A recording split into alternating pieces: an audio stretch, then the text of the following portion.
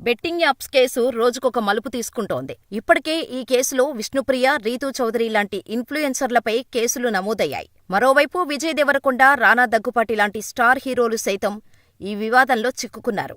తాజాగా ఈ betting apps వివాదంలో బాలయ్య పేరు వినిపిస్తోంది. బాలయ్య ఈ యాప్స్ను ప్రమోట్ చేయలేదు. కానీ ఆయన చేసిన ఓ షోలో వచ్చిన బెట్టింగ్ యాప్ యాడును చూసే బెట్టింగ్ స్టార్ట్ చేశానని వాపోతున్నాడు ఓ బాధితుడు. ఆయనెవరు? బాలయ్య చేసిన ఏ షోలో యాడ్ చూసి 80 లక్షలు నష్టపోయాడు అనే వివరాల్లోకి వెళ్తే, నెల్లూరుకు చెందిన బెట్టింగ్ బాధితుడు శ్రీరామ్ మాట్లాడుతూ, బాలకృష్ణ హోస్టుగా వ్యవహరిస్తున్న అన్స్టాపబుల్ షోలో వచ్చే ఒక ప్రకటన చూసి బెట్టింగ్ పెట్టడం మొదలుపెట్టాను. బంగారం తాకట్టు పెట్టి అప్పు తెచ్చి మరీ 80 లక్షల రూపాయలు బెట్టింగులో పెడితే మొత్తం నష్టపోయాను. మొదట్లో లాభాలు ఆశ చూపి ఆ తర్వాత వాళ్ల ఊబిలోకి లాగుతున్నారు. కొన్ని రోజుల తర్వాత బెట్టింగ్ వ్యసనంగా మారి బానిసైపోతారు. నష్టపోతున్నాం అని తెలిసినా ఇంకా పెడుతూనే ఉంటారు. నేను అలా 80 లక్షలు నష్టపోయి ఆత్మహత్యాయత్నం కూడా చేశాను. బెట్టింగ్ ప్రమోటర్లు, బెట్టింగ్ యాప్ ప్రకటనలపై పోలీసులు కఠిన చర్యలు తీసుకోవాలి. యూత్ ఈ బెట్టింగులకు దూరంగా ఉంటేనే మంచిది అంటూ ఆవేదనను వ్యక్తం చేశాడు. ఇదిలా ఉండగా, మరోవైపు దగ్గుపాటి రానా స్కిల్ బేస్డ్ గేమ్స్కు మాత్రమే బ్రాండ్ అంబాసిడర్గా వ్యవహరించారని ఆయన టీం సమర్థిస్తోంది. అంతేకాకుండా 2017లోనే ఈ డీల్ పూర్తయిందని, చట్టబద్ధంగా అనుమతి ఉన్న గేమ్స్ నిర్వహిస్తున్న వాళ్లతోనే రానా అగ్రిమెంట్ చేసుకున్నారని చెప్పుకొచ్చింది రానా టీం. అలాగే విజయ్ దేవరకొండ టీం కూడా ఇదే విధంగా స్పందించింది. మరో ప్రముఖ నటుడు ప్రకాష్ రాజ్ పేరు కూడా బెట్టింగ్ యాప్స్ కేసులో వినిపించింది. ఆయన 2016లో ఒక గేమింగ్ యాప్కు పబ్లిసిటీ చేశానని ఒప్పుకున్నారు. అయితే కొన్ని నెలల తర్వాత అది ఇల్లీగల్ అని తెలిసి కాంట్రాక్టు నుంచి తప్పుకున్నాను అని క్లారిటీ ఇచ్చారు.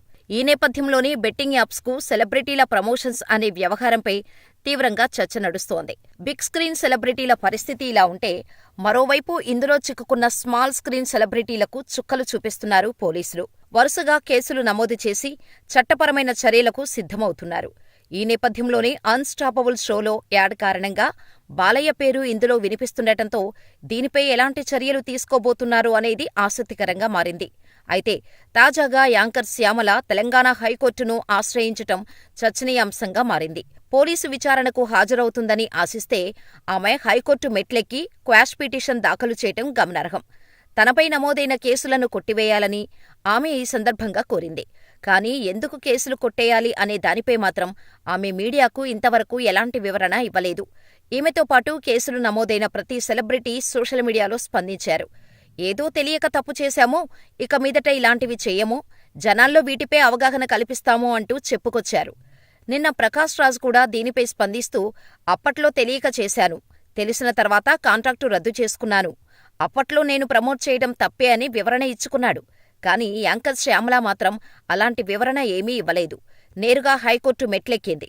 వైసీపీ పార్టీలో ఉంటూ కూటమి ప్రభుత్వంలో చీమ చిటుక్కుమన్నా ప్రెస్ మీటు పెట్టి స్పందించే యాంకర్ శ్యామల తనపై కేసు నమోదైతే జనాలకు వివరణ ఇచ్చుకోవాల్సిన అవసరం లేదా? ఇంత యాటిట్యూడ్ ఎందుకు? నిన్న మొన్నటి వరకు చిన్నా చితకా ఈవెంట్స్ చేసుకునే శ్యామలకు ఏం చూసుకుని ఇంత పొగరు అంటూ సోషల్ మీడియాలో నెటిజన్స్ ఆమెను ఏకిపారేస్తున్నారు.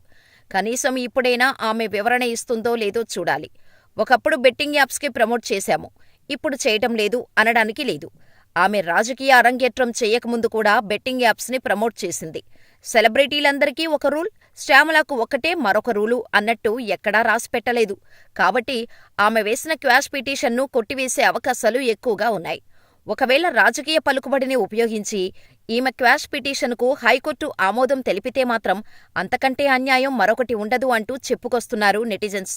చూడాలి మరి శ్యామల భవిష్యత్తులో ఎలాంటి పరిణామాలను ఎదుర్కోబోతోంది అనేది. ఏది ఏమైనా ఒక రాజకీయ జీవితాన్ని ప్రారంభించే ముందు ఇలా యువతని తప్పుదోవ పట్టించే యాప్స్ని ప్రమోట్ చేయటం అత్యంత హేయమైన చర్య.